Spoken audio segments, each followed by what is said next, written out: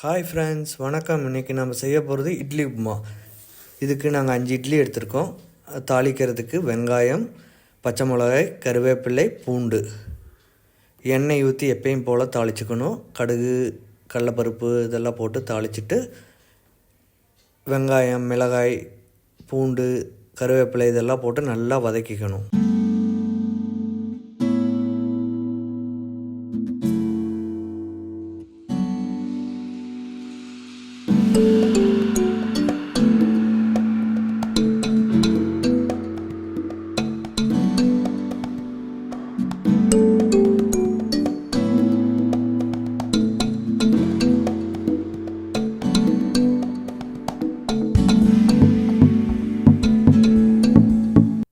வெங்காயம் நல்லா வதங்கின பின்னாடி நாங்கள் 2 தக்காளி பொடியாக கட் பண்ணி வச்சுருக்கோம். அதை நல்லா சேர்த்தி வதக்கணும். மூடி போட்டு வேக வச்சிங்கன்னா தக்காளி குயிக்காக வெந்துடும். அப்பப்போ மூடியை திறந்து நல்லா வதக்கி விடுங்க, கிளறி விடுங்க. ஆக்சுவலாக இது நார்மலாக நம்ம தக்காளி தொக்கு செய்கிறது போல தான்.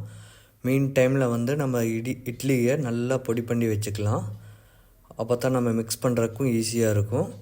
அப்போ தான் பின்னாடி அந்த தக்காளி கிரேவி உள்ளே இறங்குறதுக்கு ஈஸியாக இருக்கும். அப்போ தான் டேஸ்ட் நல்லாயிருக்கும்.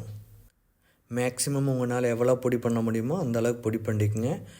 கூட தக்காளிக்கு இப்போது ஆல்மோஸ்ட் வதங்கிடுச்சு. நம்ம மஞ்சள் தூள், மிளகாய் தூள், உப்பு இது 3ஐயும் சேர்த்து நல்லா மிக்ஸ் பண்ணி நல்லா வதங்குற அளவுக்கு, அந்த பச்சை வாசனை போகிற அளவுக்கு, மிளகாத்தூள், மஞ்சள் பச்சை வாசனை போகிற அளவுக்கு நல்லா வதக்கிக்கணும்.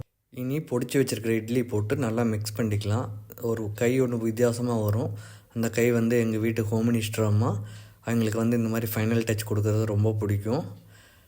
நல்லா இட்லி நல்லா மிக்ஸ் பண்ணிவிட்டு நல்லா அந்த கிரேவியோட ஃபுல்லாக மிக்ஸ் ஆகிற மாதிரி பண்ணிக்கணும். ஆல்மோஸ்ட் ரெடி ஆகிடுச்சு.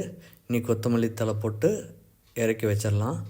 நீங்களும் இதே மாதிரி ட்ரை பண்ணி பாருங்கள். டேஸ்ட் பண்ணிவிட்டு உங்கள் ஃபீட்பேக்கை கமெண்ட்ஸில் போடுங்க. நன்றி, வணக்கம்.